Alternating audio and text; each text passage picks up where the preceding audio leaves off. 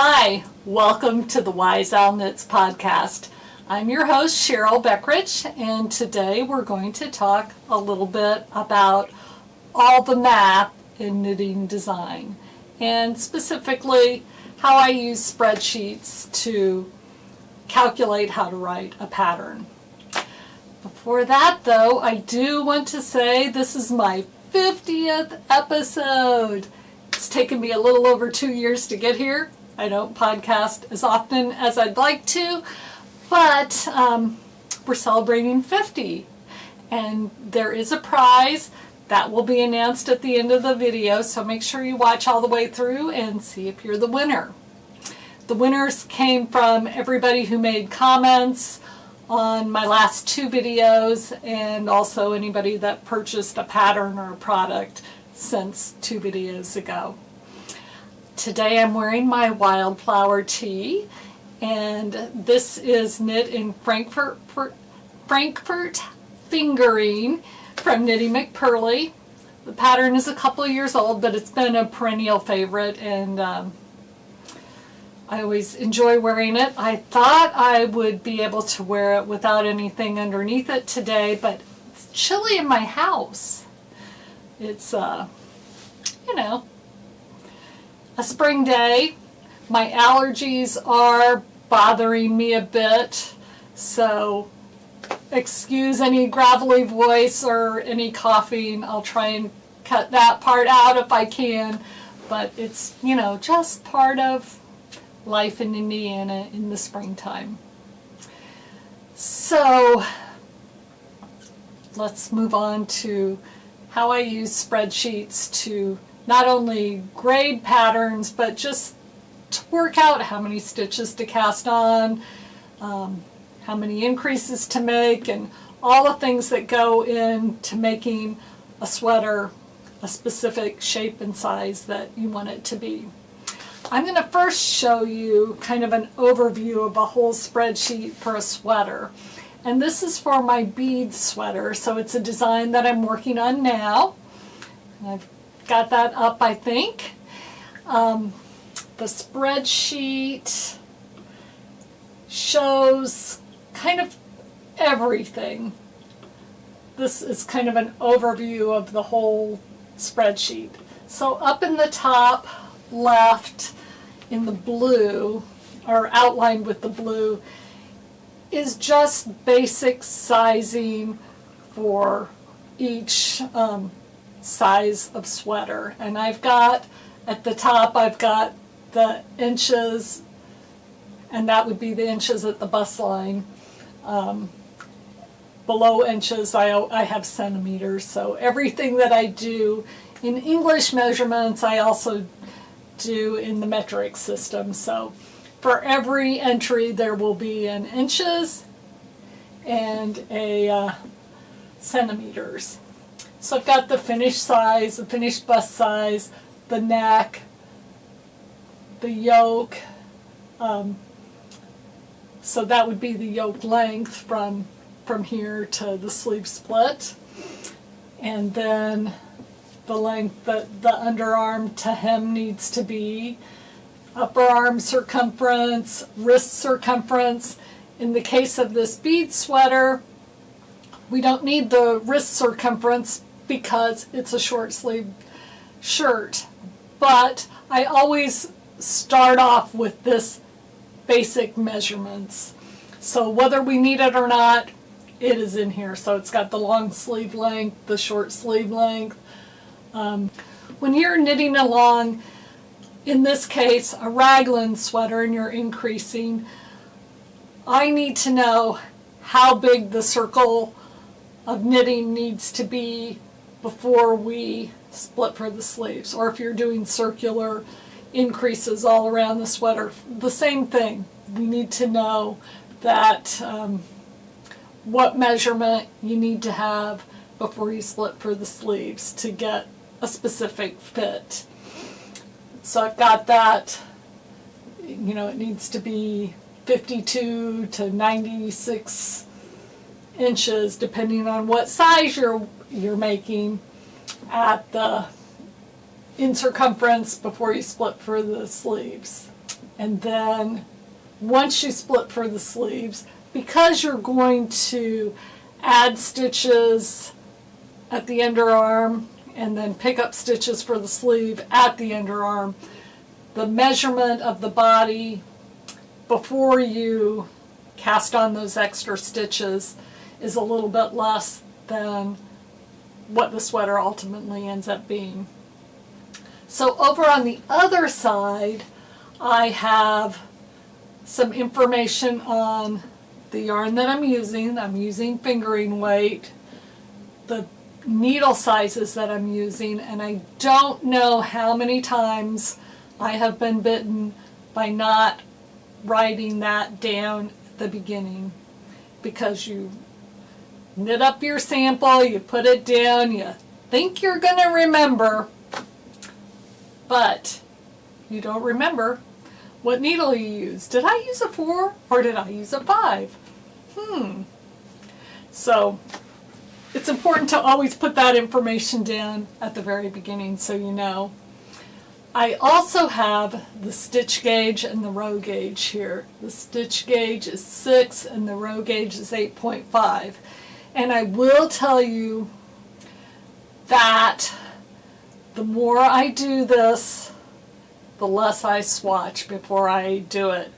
And the reason for that is I tend to use the same or very similar yarns over and over again, and you do get a really good feel for how many stitches per inch you're going to get. And that, of the two measurements, the stitches per inch is the more critical, but the row gauge is important too, especially if you don't want your underarms to be too tight or too loose. So you do need to have a good idea of the row gauge. I kind of use my actual knitting as the swatch and measure, and oftentimes, almost always, I block before I split for the sleeves, just to double check that things are correct in what I think they're going to be. And sometimes I have to make some adjustments based on that blocking and measuring of the gauge at that time. So anyway, this is the part of the spreadsheet where I just put down my stitch gauge and my needle sizes and keep that information as I go along. Now I'm going to move to another part of the spreadsheet. I'll move down a little bit to the green section. Now in this green section of the spreadsheet is where I concentrate on before I start my knitting, and I specifically concentrate on the size that I am making.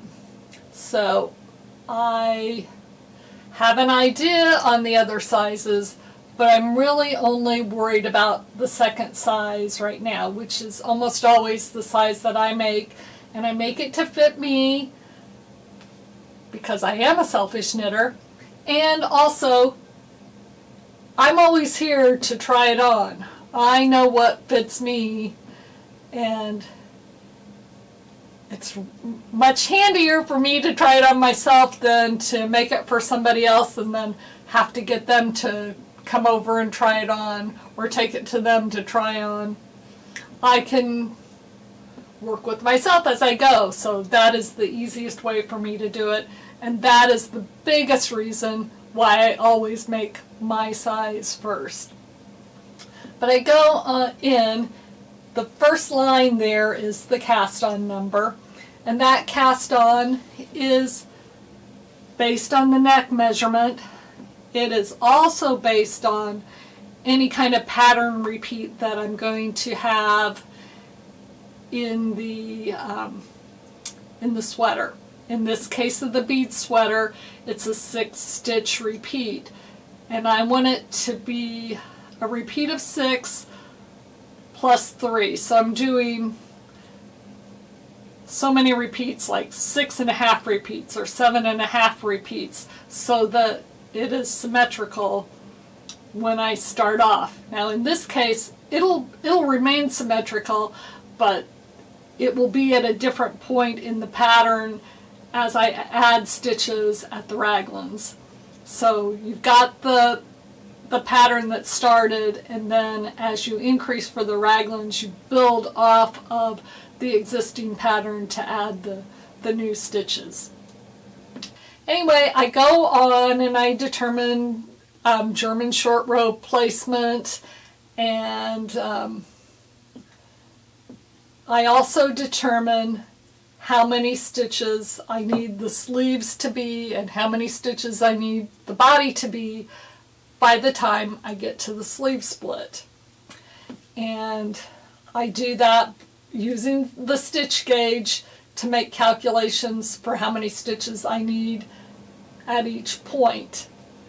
From that, I determine, and also from the row gauge, I determine how many rows I have available from the neckline to the sleeve split. In my case, in the case of size number 2, I've got 70 rows available. And I have determined that I need to make 25 increases on each sleeve and 24 increases on the front and the back. And I want to make sure that I get those done, those increases done, before in that 70 rows. So I kind of play around with the numbers, and I have some formulas in here that I'll put in, like I put in 15 rounds that I increase every 2 rounds, or 15 times that I increase every 2 rounds, 10 times I increase every 4 rounds. And so if you do 15 times 2 plus 10 times 4, that gives you the 70, which is over here on the other side. And I just make sure that that number that I'm doing for the sleeves, I have a corresponding number that I do for the front and the back. So that is how we figure out how many times to increase and at what frequency to increase to get the proper length of yoke and get the width that we need to split for the sleeves. After that, we need to determine how many stitches to cast on at the underarms and pick up for the sleeves at the underarms. And we do that by knowing what our final measurement should be and how many stitches we need to add to get that final measurement. The other thing you need to take into account on that is if there's any kind of patterning once you split for the sleeves. And in this sweater, there is patterning at the bottom of the sweater too. And that patterning, again, is 6 stitches. But in this case, we're going in the round, so we don't want a pattern and a half. We just want multiples of 6 for that pattern. So we need to make sure that the numbers that we're casting on for the underarm and for the sleeve get us to that number, that multiple of stitches too. Any patterning that you have does have an effect on your final numbers and your final measurements. So sometimes it's just not possible to come out to exactly 34 inches or 38 inches. It doesn't always work that way. So whatever it ends up being, those are the numbers that will go on the final pattern. The last thing that I've got here on this spreadsheet is the number of repeats or number of times that I'm working the beads pattern. Now, the different sizes obviously have a different yoke length. So for the smallest 2 sizes, the most repeats that I can get of that bead pattern are 7. But for the next 2 sizes, I could do 8 repeats if I wanted to. Or the knitter could decide, does she want to do 7 repeats or would she like to do another repeat? Then it goes up to 9, 10, 11, 12, 13 repeats that you could do. But you don't have to do. And on this pattern, I think I'm going to put in 7 repeats, and if people want to add more, I will give them that option to add more. You know, they would probably know on their own that they have that option, but I will specify to them how many they're able to put in for the size that they're making. And it's a great pattern for mini skeins, so you could, if you have a set of minis, you could maybe repeat it twice, or if you've got several sets of minis that all coordinate, you could use all the colors that you have, perhaps. So that is my last section in this part of the spreadsheet. Now I'm going to show you, and this is from a different pattern because I actually haven't done this for the beads sweater yet, or the beads tee. And that is the section of the spreadsheet that shows you how much yarn you need for the different sizes. So I weigh the sweater that's in my size, and then I figure the area for my size sweater and for all the other sizes, and then use that to determine how much yarn you need for all the different sizes. So in this case, because many people will be using mini skeins, it's a little bit harder to say exactly how much you need of the main color and the contrasting color. If you use all one color, it's not that hard to figure out. Or if you use all one color for the bead pattern, it's a little bit easier to figure out. So I'll probably use that as my basis for determining the amount of yarns you need for the contrasting colors. But basically, if you've got a sweater of a specific size, then you can extrapolate out for the larger sizes and the smaller sizes to get a pretty darn good idea of how much yarn you need. And you do need math for that. You do need a little bit of geometry to determine the area, and then the percentage of the size that you have measured. So maybe the next size up uses 15% more yarn, so you can do all those pattern, or all those calculations on Excel. It makes it very easy, especially once you've done it a time or two. You can copy and paste off of different spreadsheets to get that part on there for you. So that is a really brief overview of how I use spreadsheets to get started with my knitting, and then I'll go back and tweak those for all the other sizes kind of as I'm knitting, definitely before I write the pattern. And I will say, I go back to this often during the whole process, so that as I make changes and decide to do things slightly differently, then it's reflected on the spreadsheet. So it's a really good tool, and I can, when I'm out sitting on the couch knitting, I'm usually looking at a copy of the spreadsheet rather than looking at a written pattern. And that's how I work when I'm making a sample. And sometimes if I'm knitting somebody else's pattern, I might make a spreadsheet for that too. Okay, well, let's move on to the winner of the drawing. Here's what I have to give away. This lovely bag from Susan at Delightful Works. And again, it is everyone who made a comment on my last 2 videos, plus everyone who has made a purchase since those last 2 videos. Those people all got entered twice. I had 84 people. They're all listed on a spreadsheet from row 2 to row 85. So here is my random number generator, and that's why it says 2 to 85. And the winner is number 25. And number 25 is Marianne Fremming. Ah, that's good. Marianne is one of my knit night people. So I don't even have to mail it to her. I can give it to her next week, hopefully. She's going to have to come now. She can't always come, but she's going to have to come over and pick up her cute owl bag from Susan at Delightful Works. Thank you guys so much for watching.